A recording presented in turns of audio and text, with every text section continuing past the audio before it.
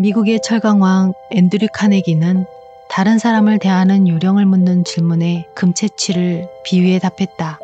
우리는 아주 적은 양의 금을 찾기 위해 엄청난 양의 진흙을 퍼내야 한다.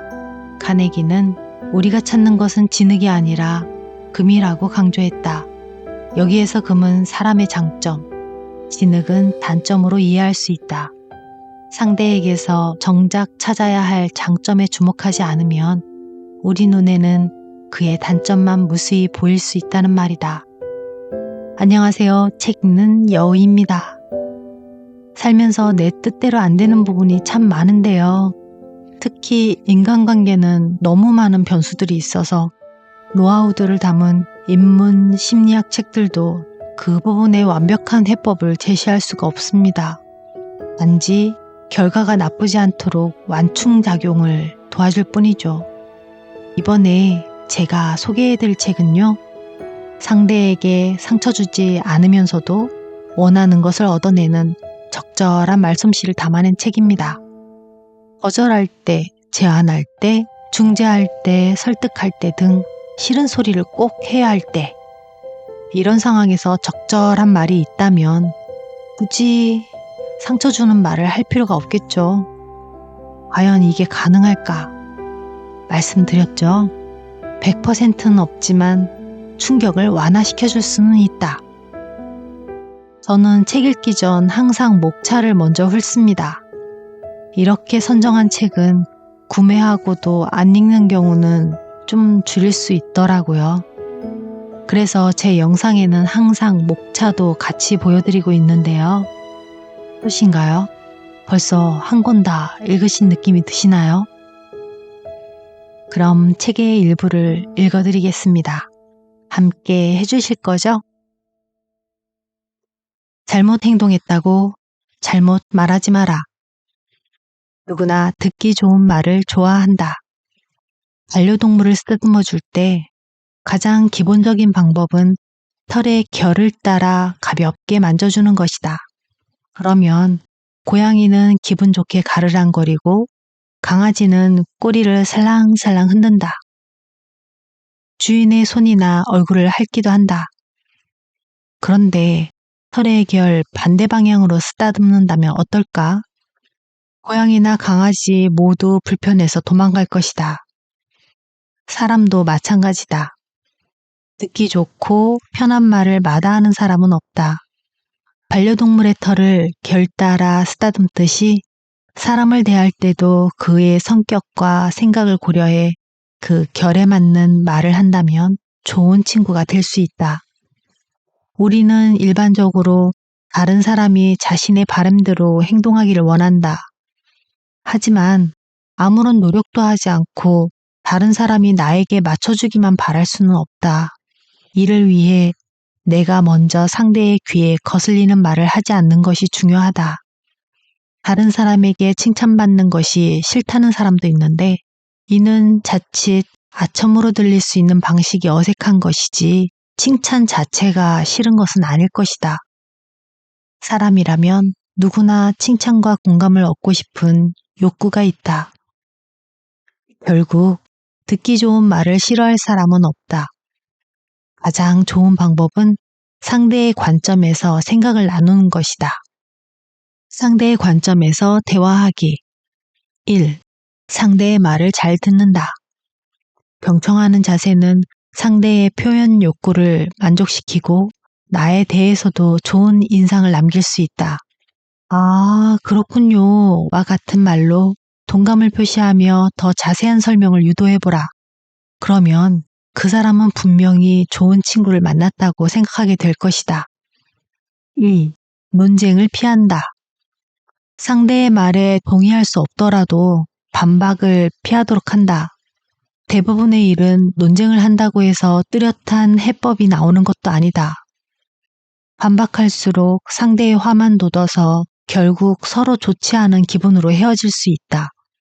심지어는 이로 인해 서로의 관계가 끊어질 수도 있다. 3. 상대를 칭찬한다.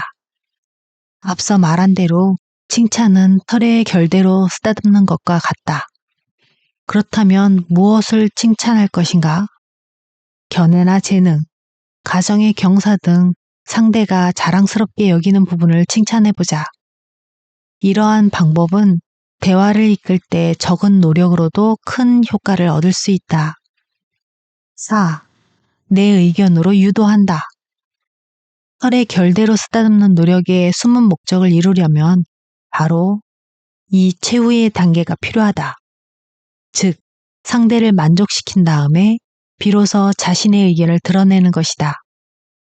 내 의견을 드러낼 때도 설의 결대로 쓰다듬는 원칙은 그대로 적용된다. 당신의 입장을 충분히 이해합니다. 그렇지만 과 같이 상대에 대한 동감을 표현한 다음에 내 의견이 관철되도록 유도해보자. 서두르지 말고 상황을 확실히 파악하자. 인간관계에서 비판은 여느 면에서 칭찬과 마찬가지로 상대를 격려하는 역할을 한다. 그러나 비판에는 칭찬과는 다른 목적이 있다. 즉, 상대의 부정확한 행동을 교정하거나 비슷한 문제가 다시 발생하는 것을 예방하기 위함이다. 비판의 최종 목적은 상대가 자신의 잘못을 알고 고치게 만들어 올바른 길로 이끄는 것이다. 합리적인 비판은 쉽지 않다. 그래서 우리는 잘못을 분별하고 인식하는 능력을 키워야 한다. 또한 비판의 기술을 연구하고 익혀 그 효과를 높여야 한다. 사람은 누구나 실수를 한다. 잘못을 저지른 친구에게 합리적인 비판이나 조언을 하는 것은 당연한 일이지만 말처럼 쉽지는 않다. 합리적인 비판을 위해 무엇보다 선행되어야 하는 것은 바로 상대가 어떤 상황에서 저지른 실수인지 정확하게 진상을 파악하는 것이다. 아니 땐 굴뚝에 연기 날까? 라는 말이 있지만 어림짐작으로만 다른 사람을 비판해서는 안 된다. 어떠한 방식의 비판이든 반드시 지켜야 하는 중요한 원칙이다. 문제는 사람들이 합리적으로 비판하는 법을 잘 알지 못하는 데 있다. 비판의 기술이 부족하면 상대는 쉽게 받아들이지 못한다. 섣불리 나서서 잘 알지도 못하는 일에 대해 평가하고 비판한다면 상대의 오해만 부를 뿐이다. 공자의 한 제자가 솥에 죽을 끓이던 중 이물질을 발견했다. 그는 서둘러 숟가락으로 이물질이 묻은 죽을 건져내어 버리려 했다. 그러나 죽 한 그릇도 쉽게 얻을 수 있는 것이 아니라는 생각이 든 그는 이물질이 섞인 죽을 먹었다. 마침 공자가 주방에 들어오다가 이 모습을 봤다. 제자가 죽을 훔쳐먹고 있다고 오해한 공자는 그를 매섭게 꾸짖었다. 나중에야 제자의 설명을 듣고 진상을 알게 된 공자는 한탄하며 말했다. 내 눈으로 직접 본 것도 정확하지 않을 때가 있구나. 그러니 근거 없는 소문은 오죽하랴. 우리는 비판하는 대상을 직접 보지 않은 경우가 많다. 그러므로 사실을 확인하기 전에 경솔하게 결론을 내리거나 당사자를 비판해서는 안 된다. 그런데도 편파적인 비판을 하게 되는 원인으로는 두 가지가 있다. 하나는 근거 없는 소문 혹은 모욕적인 유언비어를 사실이라고 믿는 것이고, 다른 하나는 비판하는 사람 자체가 의심이 많고 뜬 소문에 혹하는 경향이 있기 때문이다. 아래는 도끼를 훔친 사람 이야기다. 어느 시골의 한 남자가 도끼를 잃어버렸다. 그는 옆집 아들이 자신의 도끼를 훔쳐갔다고 생각했다. 그래서 그는 옆집 아들의 일거수일투족을 감시하기 시작했다. 의심의 눈길로 바라볼수록 옆집 아들의 모든 행동이 영락없이 도둑처럼 보였다. 그런데 얼마 지나지 않아 이 남자는 도끼를 찾게 됐다. 며칠 전 장작을 구하러 산골짜기로 들어갔다가 흘리고 온 것이다. 남자는 도끼를 찾은 후에 옆집 아들을 다시 살펴봤다.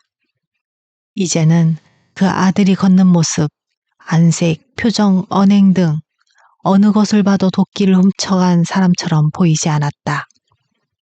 그가 의심만 했지 옆집을 찾아가 도끼를 내놓으라고 따지지 않은 것은 천만다행이었다. 그동안 잘 지냈던 이웃 사이에 큰 갈등이 생겼을 것이다. 우리는 근거 없는 의심으로 친구를 불신하거나 심할 경우 무의식 중에 누명을 씌우기도 한다. 이러한 불행을 피하려면 사실을 제대로 파악하고자 노력하고 유언비어에 흔들리지 않도록 조심해야 한다. 비판은 상대의 잘못을 고칠 수 있는 좋은 계기가 될 수 있다. 그러나 비판의 전제 조건은 반드시 상대가 그러한 잘못을 한 사실이 있어야 한다는 점이다. 진실에 바탕을 두지 않은 비판은 비판하는 쪽이나 듣는 쪽 모두의 감정에 영향을 줄 뿐만 아니라 서로에 대한 위신, 존중 및 공감을 잃을 수 있다. 비판하는 사람은 자신이 들은 정보 또는 의심되는 일의 진상을 파악해 비판하는 대상이 실제로 존재한다는 것을 보장할 수 있어야 한다. 만약 이러한 노력이 불충분해 비판하는 내용이 사실과 달라진다면 상대는 비판을 수용하기 어렵다. 더군다나 비판의 근거가 소문일 뿐이라면 신빙성은 더욱 떨어진다. 그러므로 다른 사람을 비판할 때는 항상 정확함을 추구하고 책임을 분명히 하며 원인을 철저하게 조사해야 한다. 사실을 바탕으로 해야만 비판은 비로소 근거를 지니고 비판을 받는 사람도 진심으로 받아들일 수 있다. 사건의 진상을 확실히 알았더라도 잘못을 저지른 사람을 성급하게 비판하지 않는 것이 좋다. 비판하기 전에 우선 상대가 해명할 기회를 주어야 한다. 상대의 설명을 경청함으로써 그가 자신의 잘못을 깨닫고 있는지 이해할 수 있다. 이러한 상황까지 파악한다면 비판을 통해 교육적인 효과를 더욱 높일 수 있다. 물론 경청하는 과정에서 상대는 진상을 확실하게 이야기하지 않을 수도 있다. 만약 이를 당장 증명할 방법이 없다면 우선 비판을 멈추고 진상을 확실하게 조사하고 이해해야 한다. 어떤 경우에서든 다른 사람을 비판할 때는 반드시 실질적인 증거가 있어야 하며 개인적인 감정이나 이해에 따라 비판해서는 안 된다. 샌드위치 전략, 칭찬, 비판, 또다시 칭찬. 미국의 유명한 사업가 메리 케이 애쉬는 칭찬과 비판에 관해 상대를 비판하고자 할 때는 반드시 그의 장점을 먼저 언급하세요. 그리고 필요한 비판을 한 다음에 다시 장점을 언급하세요. 이것이 제가 고수해온 샌드위치 전략입니다. 두 개의 칭찬 사이에 작은 비판 하나를 끼워 넣는 것이죠. 메리 케이 애쉬가 말한 샌드위치 전략은 구체적으로 다음과 같이 3단계로 나뉜다. 1. 선의의 긍정을 표현한다. 구체적인 문제를 지적하기에 앞서 상대에 대한 전체적인 긍정적 평가를 먼저 한다. 이렇게 상대의 심리적 방어선을 낮춘다. 2. 잘못을 구체적으로 지적한다. 온화하고 정중한 태도로 지적하고자 하는 문제로 인한 부정적 영향과 자신의 관점을 설명한다. 이와 관련해 상대가 해명할 수 있는 시간을 주고 그의 말을 경청한다. 이때 억압적인 자세를 보이거나 상대의 발언 기회를 방해해서는 안 된다. 과정에 대한 설명은 듣지 않고 결과만 따지는 태도는 문제 해결에 아무런 도움이 되지 않는다. 비판의 목적은 상대를 공격하거나 부정하는 것이 아니다. 그가 진심으로 잘못을 인식하고 개선할 기회를 주기 위함이다. 그러므로 상대가 불만을 품은 상태에서 대화가 끝나게 해서는 안 된다. 3. 상대를 신임한다는 사실을 일깨우고 자존심을 지켜준다. 이 단계는 상대가 잘못된 점을 개선하기 위한 구체적인 실천 방안을 수용하게 하는 데 효과적이다. 사람들은 누구나 비판을 받을 때 자신의 이익에 손해가 가지 않을까 걱정한다. 그러므로 비판하는 사람은 상대가 잘못한 특정한 문제를 비판하는 것이지 그의 전체적인 성과를 깎아내리려는 것이 아니라는 점을 분명히 해줘야 한다. 더불어 상대가 이룩해온 성취를 긍정적으로 평가함으로써 그의 불안과 걱정을 해소해주는 것이 중요하다. 이렇게 하면 상대는 비판하는 사람이 전체적인 문제를 파악하고 있으며 그 비판에 악의가 없다는 것을 이해하게 된다. 이렇게 경계의 빗장이 풀리면 비판을 쉽게 받아들일 수 있다. 의과대학을 졸업한 리징이 병원에 출근한 첫날이다. 한 의사가 그에게 이렇게 말했다. 20호 병실 환자는 간암 말기인데 여명이 5개월밖에 남지 않았어요. 병실에 가서 환자에게 진단 결과를 전해주세요. 의욕이 넘친 리징은 병실로 뛰어가 큰 소리로 외쳤다. 환자님은 5개월밖에 못 산대요. 그 환자는 충격을 받은 나머지 얼마 안가 사망했다. 의사는 리징을 호되게 나무랐다. 중병에 걸린 환자들에게 사실 그렇게 노골적으로 말하면 안 된다며 다시 비슷한 주문을 했다. 5호 병실 환자는 여명이 1개월 남았어요. 그 환자에게 가서 결과를 알려주세요. 내 말 잊지 말고요.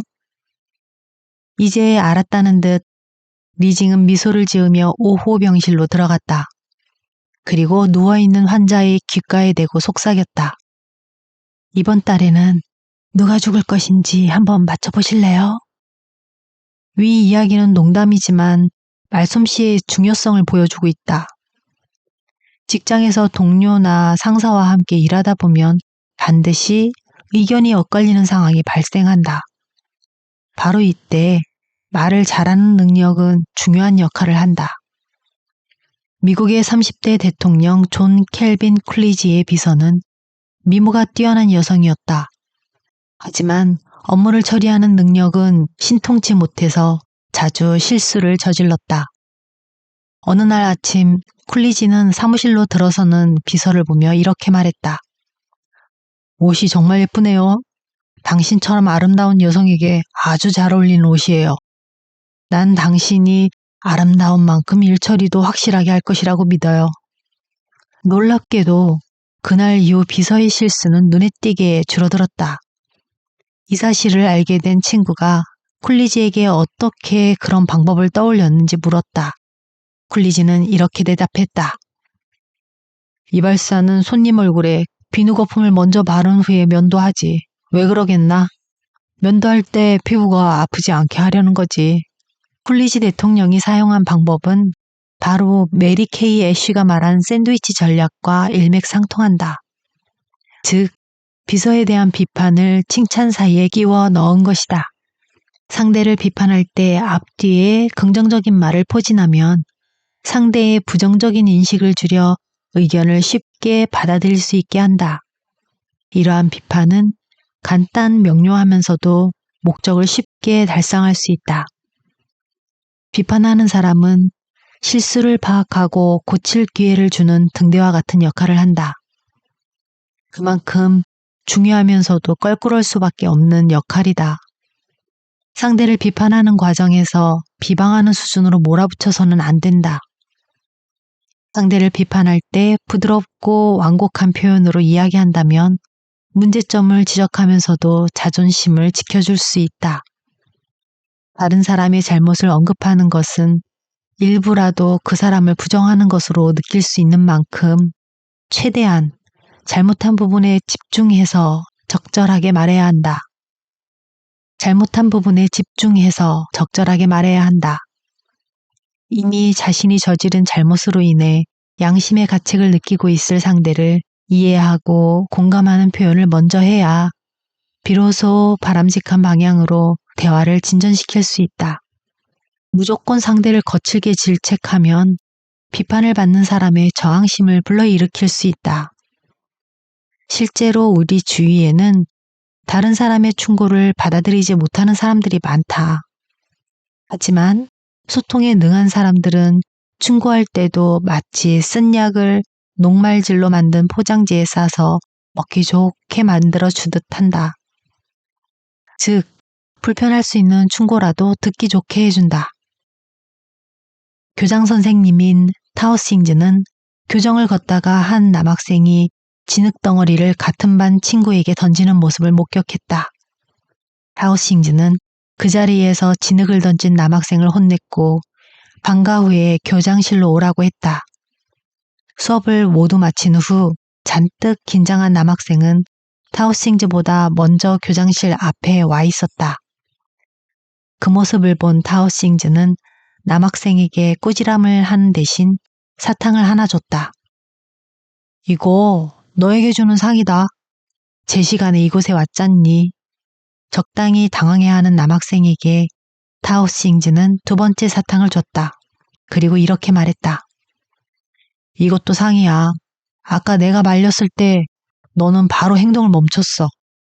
그건 네가 내 말을 존중했다는 뜻이지. 놀라는 남학생에게 타오싱즈는 세 번째 사탕을 줬다. 내가 알아보니까 네가 진흙을 친구에게 던진 건 그 아이가 게임 규칙을 어긴 데다 여학생을 괴롭혔기 때문이라고 하더구나. 그건 네가 정직한 아이고 나쁜 사람을 혼낼 만큼 용감하다는 뜻이지. 그래서 주는 상이야. 이 말을 들은 남학생은 눈물을 흘리며 말했다. 교장 선생님, 저를 꾸짖어 주세요. 저도 제 잘못을 알고 있어요. 제가 때린 건 같은 반 친구인걸요. 하우싱즈는 이 말을 듣고 흡족해하며 웃었다. 그러더니 네 번째 사탕을 건네며 말했다. 네 잘못을 정확히 알고 있으니 또 사탕을 상으로 줘야겠구나. 주변 동료나 친구가 잘못을 저질렀을 때 무턱대고 싸움을 벌여서는 안 된다. 민감한 사람은 자신의 실수를 저지른 것에 대해 이미 큰 공포를 느낀다. 이런 사람을 비판하는 가장 좋은 방법은 먼저 스스로 잘못을 인정하게 하는 것이다. 온화한 태도와 완곡한 말투는 상대의 심리적 갈등을 쉽게 해소하며 기꺼이 비판을 받아들이게 한다. 비판을 받는 사람은 자존심에 상처를 입을까 가장 두려워한다. 이러한 두려움을 없애는 방법 역시 먼저 칭찬한 다음에 비판하는 것이다. 힘든 사람 앞에서 잘난 체 하지 말자.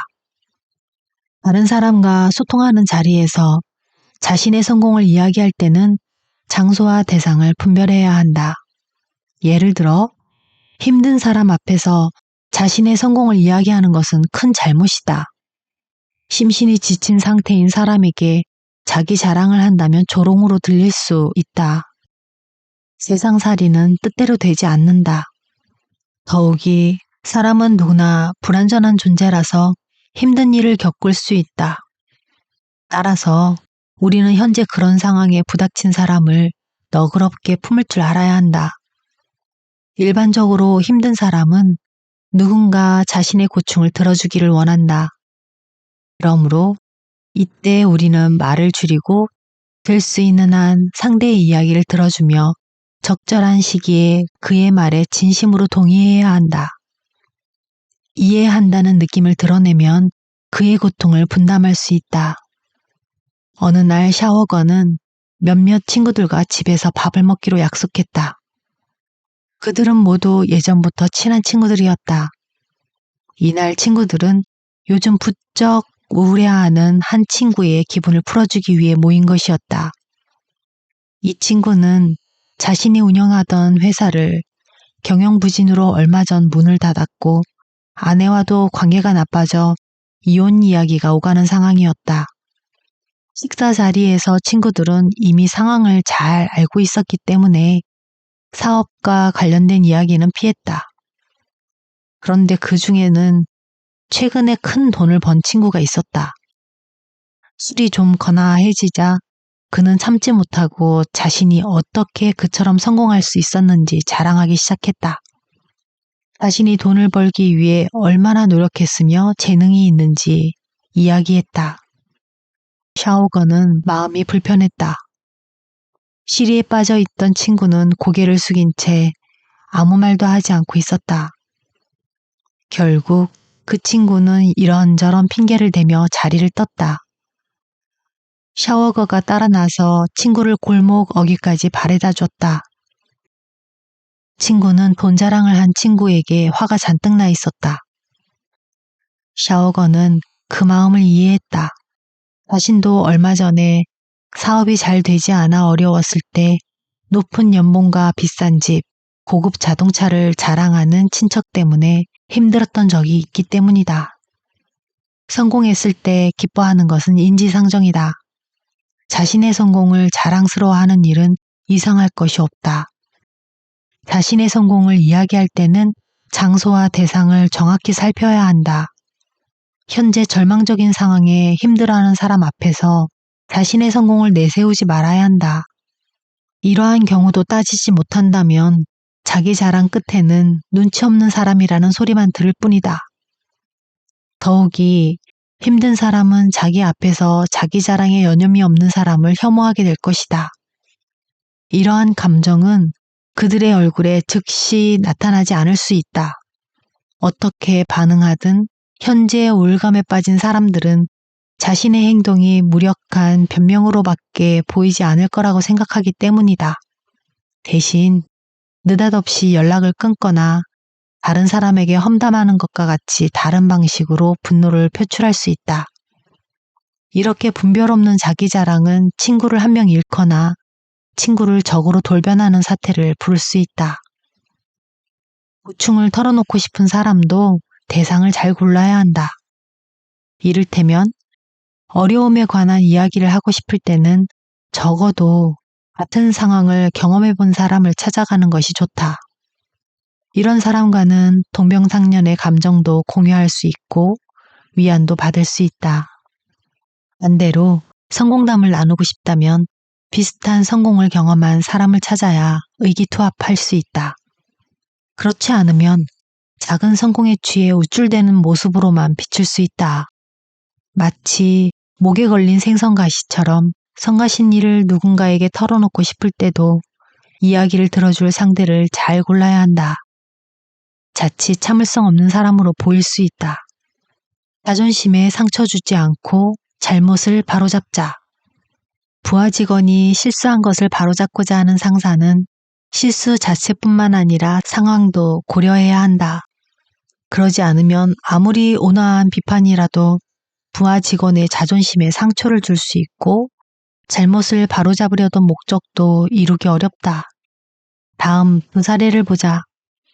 철강 공장 관리자인 닉은 우연히 작업장에 들어서다가 몇몇 직원들이 모여 담배를 피우는 장면을 목격했다. 작업장 벽에는 분명히 금연 팻말이 걸려 있었다. 닉은 직원들을 직접 나무라지 않았다. 그는 직원들에게 다가가 담뱃갑을 꺼내어 담배를 한 개비씩 나눠주고는 다른 곳으로 가서 피우라고 말했다. 직원들은 자신들이 규정을 어겼다는 사실을 깨달았고 이후부터는 금연 팻말이 붙은 곳에서 담배를 피우지 않았다. 한 매장의 매니저인 리사는 아무도 없는 계산대에서 손님이 혼자 오랫동안 기다리고 있는 모습을 봤다. 원래 계산대를 지키고 있어야 하는 직원은 매장 구석에서 다른 직원과 잡담을 하는 중이었다. 리사는 아무 말 없이 계산대로 가서 손님의 계산을 도왔다. 이 모습을 본 계산대 담당 직원은 나중에 리사를 찾아와 자신의 잘못을 인정했다. 리사는 뜻밖의 이렇게 말했다. 미안해, 내가 매장을 제대로 관리하지 못했지. 그 말을 듣고 더 크게 부끄러웠다. 리사의 매장에서는 고객 응대에 태만한 직원을 찾아볼 수 없었다. 닉과 리사의 이야기는 모두 부하 직원의 체면에 상처를 주지 않으면서도 문제를 해결한 사례다. 부하 직원의 잘못이 있더라도 과민하게 나무랐다면 직원들은 비판을 기꺼이 받아들이지 못했을 것이다. 특히 주변에 다른 동료 직원이 있는 상황이라면 더욱 창피하게 여길 것이다. 다른 직원들도 다음에 비판받을 대상자가 자신이 될까 두려운 마음이 들어 위기감이 형성된다. 이러한 분위기는 업무 성과에도 영향을 미칠 수 있다. 직원을 어떻게 비판할 것인가? 1. 칭찬은 공개적으로, 비판은 개인적으로 하라. 많은 사람이 체면을 중요하게 여긴다. 다른 사람이 보는 앞에서 상사로부터 지적을 받은 직원은 체면을 구겼다고 생각한다. 공개적인 비판이 업무 개선에 더 효율적이지도 않다. 다른 사람 앞에서 창피를 당한 직원은 동료들에게 자신이 어떻게 비칠지 신경 쓰느라 정작 상사가 지적하는 내용은 귀에 들어오지 않을 수도 있다. 또한 이런 비판을 하는 상사의 이미지도 나빠진다. 단지 해당 직원과 관계만 틀어지는 것이 아니라 이를 지켜보는 다른 직원들에게도 자기 허물은 보지 못하고 남탓만 하는 사람으로 비칠 수 있다. 2. 조용히 직원을 도와주라. 다음 사례에서 사장이 실수한 직원을 어떻게 대하고 도와줬는지 보자. 한 기업에서 대형 행사를 했다. 회사는 유명 전문가를 다수 초청했는데 행사 책임자는 당일에 깜빡 잊고 테이블 위에 놓을 이름표를 사무실에 두고 가져오지 않았다. 행사는 10분 후면 바로 시작될 예정이었다. 부랴부랴 비즈니스 센터로 달려가 이름표를 새로 출력하려는데 사장이 다가오더니 사무실에 두고 왔던 이름표를 건넸다. 전날 퇴근하다 책임자가 두고 간 이름표를 보고 챙겨뒀던 것이다. 사장은 웃으며 말했다. 지금은 내가 꼭 자네 비서 같군. 다음부터는 주의하게. 그 이후로 이 직원은 같은 실수를 반복하지 않았다. 3. 스스로 반성할 여지를 남겨두라. 캔버스 가득 꽃을 채우기보다 한 송이 꽃과 새 한 마리를 그려 넣는 것이 더 깊은 여운과 감동을 줄 때가 있다. 시에서도 장황한 글보다 몇 마디 말이 더 큰 울림을 주기도 한다. 부하 직원들의 업무를 관리해야 하는 상사의 입장도 마찬가지다. 실수한 직원이 있다면 직접 나무라기보다 스스로 잘못을 깨우칠 수 있는 여지를 줘야 한다. 직원 스스로 사과하고 반성할 기회를 갖는다면 상사와 관계뿐만 아니라 업무 처리 능력에서도 큰 발전을 이룰 수 있다. 4. 먼저 격려하고 나중에 질책하라. 부하 직원의 업무가 제 속도를 내지 못하고 있다면 즉시 문책하는 것보다 업무 진행이 느린 이유를 확인하고 격려하는 것이 우선이다. 그 다음에 이 업무가 얼마나 중요한지, 왜 좀 더 속도를 내야 하는지 설명해 주는 것이 좋다. 아무런 정황이나 현재 직원의 상태를 살피지 않고 눈에 보이는 것만 두고 질책한다면 업무의 효율이나 관계면에서도 도움이 되지 않는다. 극단적으로 말하지 말자. 이 세상에 변하지 않는 것은 없다. 다른 사람에 대해서든 자신에 대해서든 섣불리 단언하거나 너무 높은 기대치를 갖는 것은 위험한 일이다. 무슨 일에서든 여지를 남겨둬야 한다. 그러면 상대를 난처하게 할 일도 줄어들고 결국 나에게도 이로운 환경을 만들 수 있다. 다른 사람에게 관용을 베푸는 것은 곧 자신에게 성공의 기회를 주는 것과 같다. 당장 눈에 보이는 결과만 쫓아 함께 일하는 사람을 닥달한다면 결코 장기적으로 긍정적인 성과를 거둘 수 없다. 동료 또는 부하 직원과 앞으로 관계를 위해서도 바람직하지 않은 일이다. 여지를 남기지 않는 극단적인 말은 상대는 물론 자신에게도 좋지 않다. 스스로 퇴로를 막아버리는 꼴이기 때문이다. 극단적인 태도는 인간 관계도 악화시킨다. 설령 사이가 좋은 친구라도 친밀한 관계가 위태로워질 수도 있다. 여지를 남기지 않는 말은 컵에 물을 가득 담는 것과 같다. 물이 한 방울이라도 더 들어가면 넘쳐버리고 만다. 또한 공기를 가득 채운 풍선과도 같아서 공기가 조금이라도 더 들어가면 바로 터지고 만다. 컵이나 풍선에서처럼 사람의 말에도 여유 공간이 있어야 변수가 발생했을 때 난처한 상황에 빠지지 않고 유연하게 대처할 수 있다.